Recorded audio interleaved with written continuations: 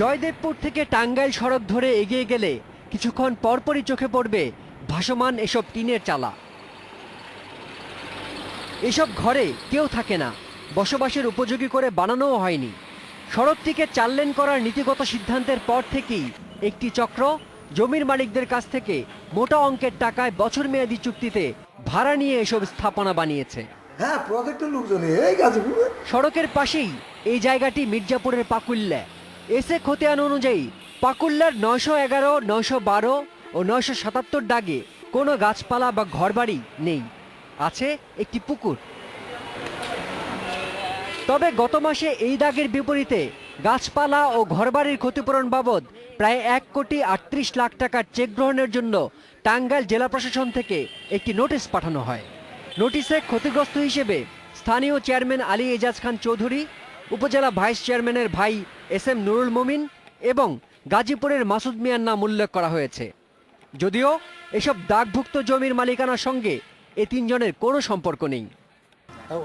মানে ওই আমার যে চাস্তো ভাইটা আছে, ওই চাস্তো ভাইটার কাছ থেকে আবার মানে আমরা ডিট করে নিচ্ছি যে আমরা। এই সময় গণমাধ্যম কর্মী এসেছে জেনে পুকুরের মালিক নিজেই উপস্থিত হয়ে জানান, চেয়ারম্যানের সঙ্গে তাদের কোনো চুক্তি হয়নি। আর এই জায়গা কোনো সময় ভাগ হয়নি, ডিট করবে কেরা? টেকনিক্যালি খাটাইয়া এই জায়গা তাদের নামে নিয়ে তাদের নামে টাকা স্যাংশন নিল।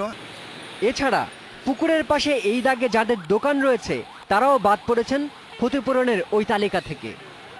এই টাকাটা তো 3 জনের পকেটে হয়ে গেছে। প্রকল্প অনুযায়ী জয়দেবপুরের ভোগড়া থেকে টাঙ্গাইলের এলেঙ্গা পর্যন্ত 70 কিলোমিটার সড়কের দুপাশে প্রায় 36 হেক্টর জায়গা অধিগ্রহণের প্রস্তাব করা হয়। এজন্য বরাদ্দ রাখা হয় 450 কোটি টাকা। 2.5 বছর পরও জেলা প্রশাসন প্রকল্পকে সেসব জমি দিতে পারেননি। আমরা তাদেরকে জায়গাটা হ্যান্ডওভার করতে পারবো মাসখানেকের মধ্যে। এটা আমরা আবার তদন্ত করব, তদন্ত করে যদি এখানে কোনো অ্যানোমালি থাকে অবশ্যই এটা বাদ দেওয়া হবে। এখানে মানে অন্যায়ভাবে কোনো সুবিধা নেওয়ার সুযোগ নেই।